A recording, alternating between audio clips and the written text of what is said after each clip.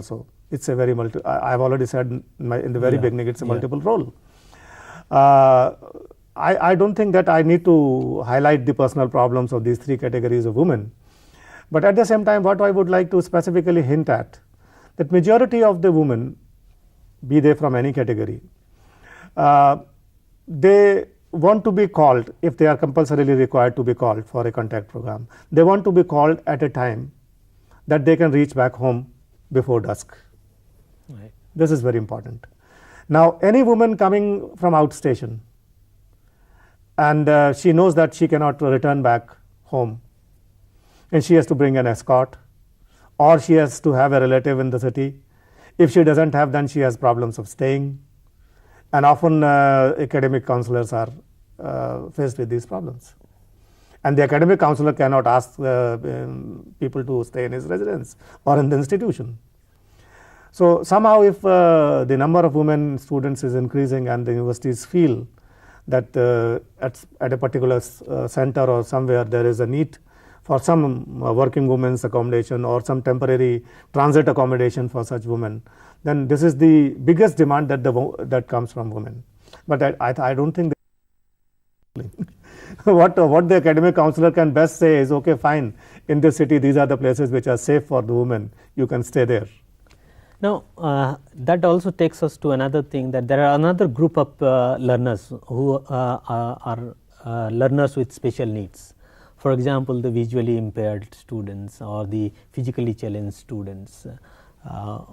What kind of systems that you would visualize and suggest to help these kind of students through the learner support system in distance education? This is a very delicate question, at the same time a complicated question to answer, because if you analyze the learning needs of the three categories of disabled people which are broadly categorized, one is the blind people, blind category, the other one is the hearing impaired, and the third one could be mentally retarded. Distance education worldwide has students who are blind and it has students who are hearing impaired. There are a large number of students who are orthopedically handicapped or physically disabled. Now, since these three groups of students, their intellectual functioning is intact. When I say intellectual function is intact, I say they are intellectually as normal as we all are. So this simply means that they can learn whatever a normal person can learn. However, they can learn whatever a normal person can learn when they get all the stimuli that a normal person gets to learn. Right.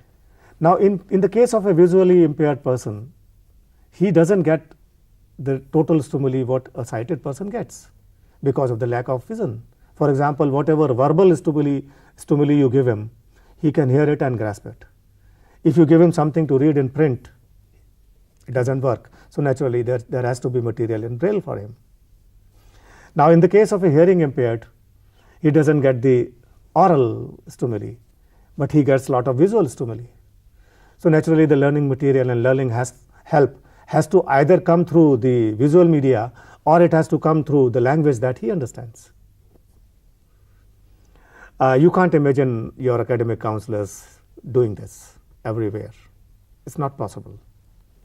You will. We have a special education department, and we are advertising posts for last 5 years, and we are not able to recruit people. So you don't have people who can cater to these needs. But what the system can do is that the system must prepare learning material which is suitable for them.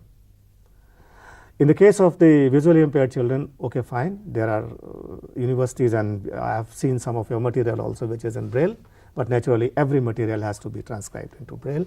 And not only this, that a lot of audio media has to be given.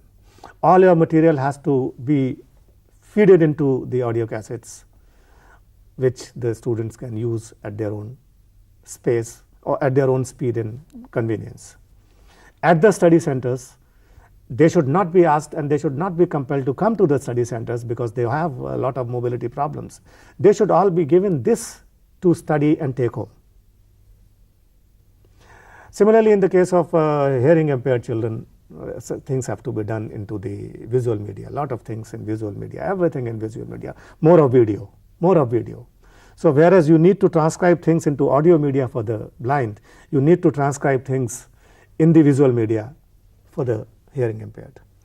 Now, as far as the physically challenged people are concerned, what is really required, and of course, if you are, you may be knowing that under the Disability Act, every institution has to become disability friendly, barrier free. So IGNOU must ensure that all the study centers and wherever at least the physically challenged students are required to come are barrier free. I mean, this is the minimum thing that can be done for them. And in fact, it's a very unending process, and you have to really make an individual assessment of every child, his needs. Right. And as far as learning needs are concerned, they are similar because they are intellectually and academically same.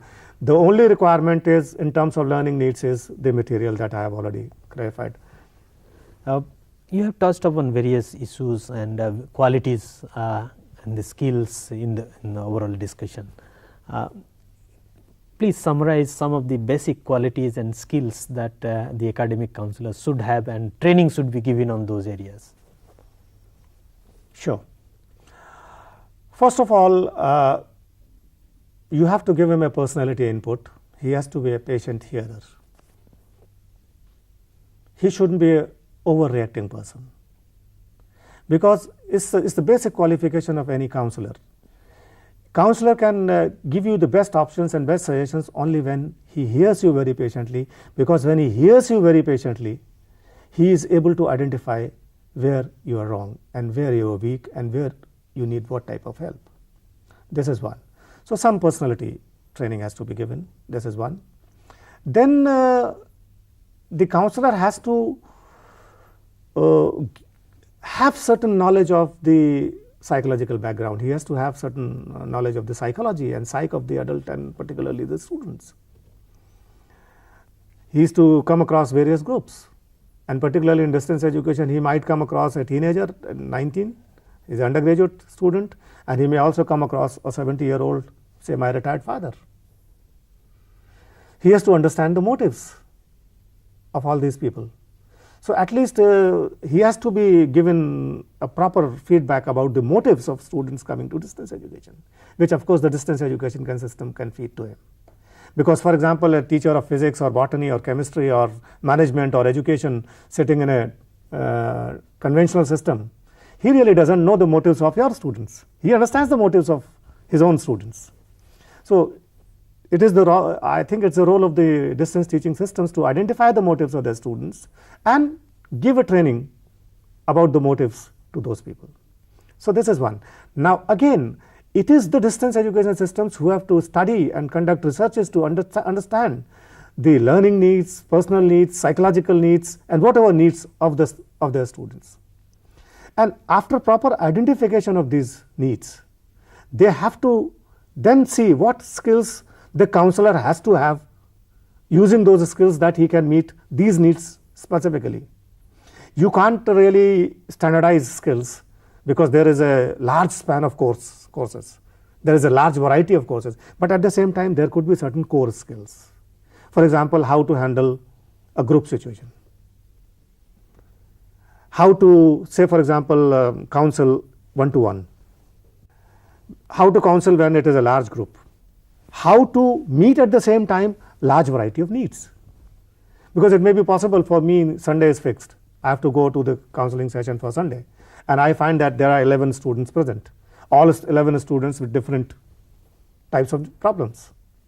So how to handle multiple problems in the given set of time, this requires certain skills, special training and certain specific skills. So you have to identify, and this identification job has to be done by you, because I am trained in a situation, in a perspective where we say that there has to be a unit in any distance teaching open university which should constantly monitor all these time to time developments and issues and problems. And that is the reason, if you know, I have a long experience of being in the Fern University in Germany, where they had a center for the development of distance education and at the same time a center for research in distance education.